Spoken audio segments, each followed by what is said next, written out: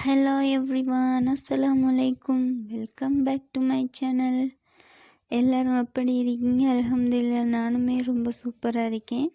இன்றைக்கு ஒரு சூப்பரான இன்ட்ரெஸ்டிங்கான vlog ஒன்றில் உங்கள் எல்லாரையும் சந்திக்கிறதுல ரொம்பவே சந்தோஷம். இன்றைக்கி என்னோடய பர்த்டே vlog தான் பார்க்க போகிறீங்க. ஸோ வீடியோவை ஸ்கிப் பண்ணாமல் ஃபுல்லாக பாருங்கள். இப்போ தான் என் சேனலை ஃபஸ்ட்டாக பார்க்குறீங்கன்னா மறக்காமல் சப்ஸ்கிரைப் பண்ணிவிட்டு பாருங்கள். இப்போ வாங்க வீடியோக்குள்ளே போகலாம். December 24 நைட் 7:30 மாதிரி என்னோடய பர்த்டே கேக் செய்ய ஸ்டார்ட் பண்ணிட்டேன். எந்த பர்த்டேக்கு நானே கேக் ப்ரிப்பேர் பண்ணுறேன்னு பார்க்குறீங்களா? எஸ், இந்த முறை நான் தான் என்னுடைய பர்த்டே கேக்கை ப்ரிப்பேர் பண்ணது.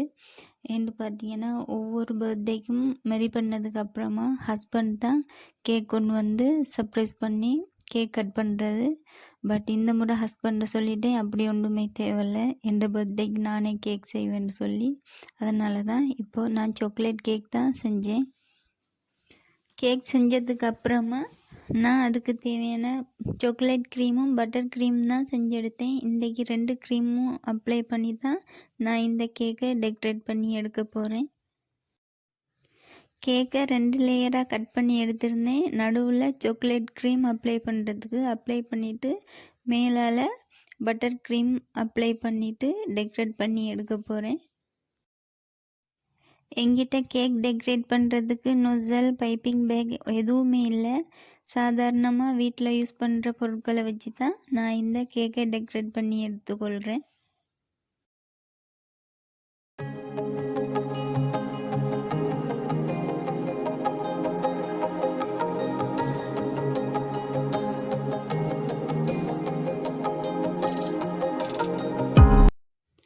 ஒரு வழியாக கேக்கை டெக்கரேட் பண்ணி முடிச்சிட்டேன்.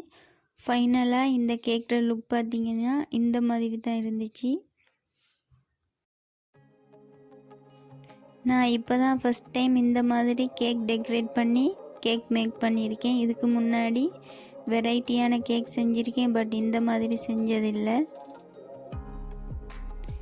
மிட் நைட் 12 மணிக்கு கேக் கட் பண்ணி செலிப்ரேட் பண்ணியாச்சு. கேக் பார்த்திங்கன்னா அவ்வளோ டேஸ்ட்டாகவும் சூப்பராகவும் இருந்துச்சு.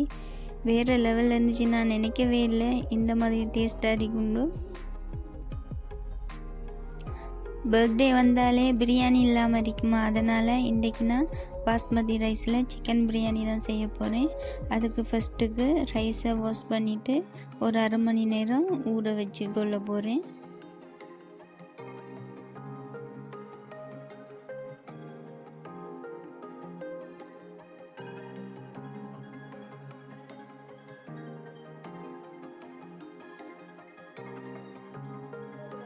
இந்த சிக்கன் பிரியாணி செய்கிறதுக்கு ஒரு அடிகனமான பாத்திரம் வச்சு 2 டேபிள் ஸ்பூன் ஆயில் ஆட் பண்ணிவிட்டு 2 டேபிள் ஸ்பூன் நெய் ஆட் பண்ணிக்கொள்கிறேன்.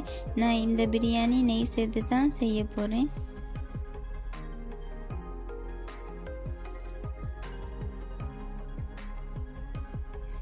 நெய் நல்லாவே மெல்ட் ஆகினதுக்கு அப்புறமா ஸ்பைசஸ் எல்லாமே போட்டு ஃபஸ்ட்டுக்கு வதக்கி கொள்கிறேன்.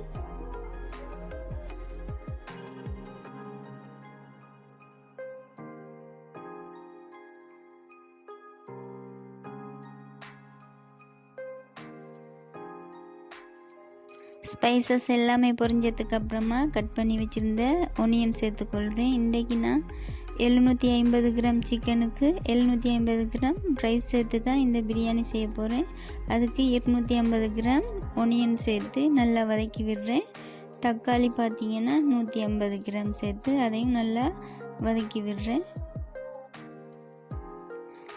3 பச்சை மிளகாவும் 2 table spoon ginger garlic paste சேர்த்து அதையும் நல்லா வதக்கிட்டு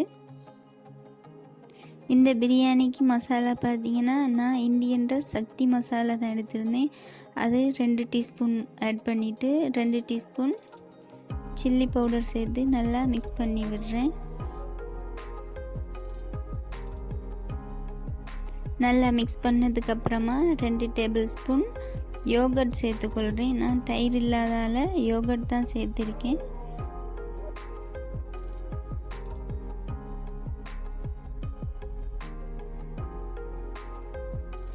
யோகர்ட் சேர்த்து மிக்ஸ் பண்ணதுக்கப்புறமா இந்த பிரியாணிக்கு தேவையான அளவு உப்பு சேர்த்து நல்லா மிக்ஸ் பண்ணி விட்டுட்டு அதுக்கப்புறமா சிக்கனை சேர்த்து நல்லா மிக்ஸ் பண்ணி விடணும்.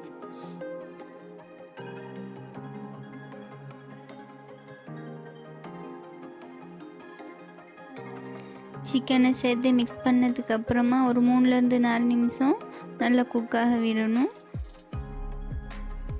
சிக்கனை குக்காக விடும்போது தண்ணி எதுவுமே ஆட் பண்ண தேவையில்ல, சிக்கன்லேருந்தே தண்ணி ரிலீஸ் ஆகும். சிக்கன் பாதி குக்காகினதுக்கப்புறமா பாதி லெமன் சேர்த்து அதையும் நல்லா மிக்ஸ் பண்ணி விடுறேன்.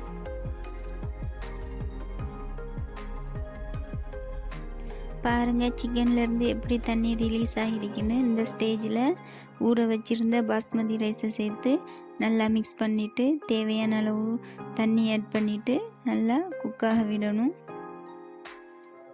இந்த பிரியாணிக்கு பார்த்திங்கன்னா நான் கொத்தமல்லி புதினா எதுவுமே ஆட் பண்ணலை. ஸ்ரீலங்கன் ஸ்டைல் பிரியாணின்னா அதிகமாக ரொம்ப இலை தான் சேர்ப்போம். பட் விருப்பம்னா கொத்தமல்லியும் புதினாவும் சேர்த்துக்கொள்ளலாம். பிரியாணி ரெடியாகும் வரைக்கும் நான் சிக்கன் மேரினேட் பண்ணி வச்சுருந்தேன், அதையும் ஃப்ரை பண்ணி எடுத்துக்கொள்ளலாம். ஒரே டைமில் ரெண்டையும் செஞ்சால் குயிக்காகவே வேலை முடிஞ்சிடும், அதனால் இதையும் ஃப்ரை பண்ண விட்டுட்டேன். சிக்கனும் நல்லா ஃப்ரை ஆகிட்டு அதையும் வடித்து எடுத்துக்கொள்கிறேன். எடுத்துட்டு இப்போ ரைஸை பார்க்கலாம் எப்படி குக்காக இருக்குன்னு சொல்லி. பிரியாணி குக் ஆகிறதுக்கு ஒரு 20 நிமிஷம் தம்மில் போட்டு எடுத்தால் பிரியாணியும் ரெடி ஆகிரும். பாருங்கள் பிரியாணியும் ரெடி ஆகிட்டு நான் மேலால் நெய் ஆட் பண்ணிக்கொள்கிறேன். அப்போ தான் டேஸ்ட் நல்லா சூப்பராக இருக்கும், வாசனையாகவும் இருக்கும். பிரியாணி பார்த்திங்கன்னா சூப்பராக ரெடி ஆகிட்டு பாருங்கள் குலையாமல் எப்படி உதிரியாக இருக்குன்னு. சிக்கனை டெவலப் பண்ணி எடுத்துட்டேன். அடுத்ததாக பப்படத்தையும் ஃப்ரை பண்ணி எடுத்தால் குக் பண்ண வேலை எல்லாமே முடிஞ்சிடும். இன்றைக்கு லஞ்ச் மெனு பார்த்திங்கன்னா சிக்கன் பிரியாணியும் குக்கும்பர் சம்பல் செஞ்சுருந்தேன். அடுத்ததாக பப்படம் ஃப்ரை பண்ணியிருந்தேன். மற்றது சிக்கன் டெவலப் பண்ணியிருந்தேன். இவ்வளோ தான் இன்றைக்கி நான் லஞ்சுக்கு சமைச்சது.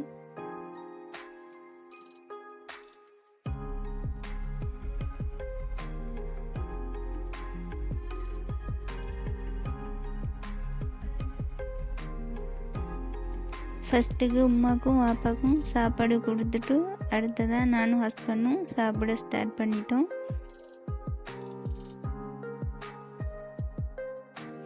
ஈவினிங் பார்த்திங்கன்னா எங்களோட மாமியும் ஹஸ்பண்ட் பிரதரும் ஒரு 3 பேர் வந்திருந்தாங்க. அவங்களுக்கும் டீ கேக் எல்லாமே கொடுத்துட்டு கொஞ்ச நேரம் பேசிகிட்டு இருந்தோம். அதுக்கப்புறமா அவங்களும் அவங்களோட வீட்டுக்கு கிளம்பிட்டாங்க. ஹஸ்பண்டை நான் சொல்லியிருந்தேன் நைட்டுக்கு என்னை எங்கேயாச்சும் கூட்டி போகணும்னு சொல்லவும் நாங்களும் கிண்ணியாக்கு ரெடியாகிட்டு வந்துட்டோம். எனக்கு பார்த்தீங்கன்னா கிண்ணியாக்கு ஷாப்பிங் பண்ண போகிறண்டாலும் என்னத்துக்கு போகிறண்டாலும் நைட்டில் போகத்தான் பிடிக்கும். அவ்வளோ சூப்பராக இருக்கும் அந்த லைட் வெளிச்சமும் பார்க்கும்போது. நாங்கள் வந்த இடம் பார்த்தீங்கன்னா கென்யாவில் இருக்கிற குல்ஃபி டைம் அந்த ஷாப்பு தான். இங்கே பார்த்தீங்கன்னா எல்லாமே நேச்சுரலாக தான் குல்ஃபி மேக் பண்ணி தருவாங்க. நாங்கள் இன்றைக்கி குல்ஃபி ஒன்றுமே எடுக்கலை, டெசர்ட் தான் எடுத்திருந்தோம். டெசர்ட் பார்த்தீங்கன்னா ப்ரௌனி வித் ஐஸ்கிரீமாக தான் எடுத்திருந்தோம். ஏற்கனவே நாங்கள் 2 டைம்ஸ் இங்கே வந்திருக்கோம். பார்த்தீங்கன்னா நாங்கள் 2 டைம்ஸும் குல்ஃபி தான் ட்ரை பண்ணது. அதனால் இன்றைக்கி டெசர்ட் ட்ரை பண்ணலாம்னு சொல்லி தான் டெசர்ட் எடுத்திருந்தோம். டெசர்ட் பார்த்தீங்கன்னா ப்ரௌனி வித் ஐஸ்கிரீம் தான் எடுத்திருந்தோம். ஐஸ்கிரீம் சூப்பராக இருந்துச்சு, பட் ப்ரௌனி கொஞ்சம் டேஸ்ட் கம்மியாக தான் இருந்துச்சு. பரவாயில்ல, அதையும் ட்ரை பண்ணிவிட்டு வந்தாச்சு. கொஞ்சம் வீட்டுக்கு திங்ஸ் வாங்க இருந்துச்சு, அதனால் ஃபுட் சிட்டியும் போய்த்துட்டு வீட்டுக்கு வந்தாச்சு.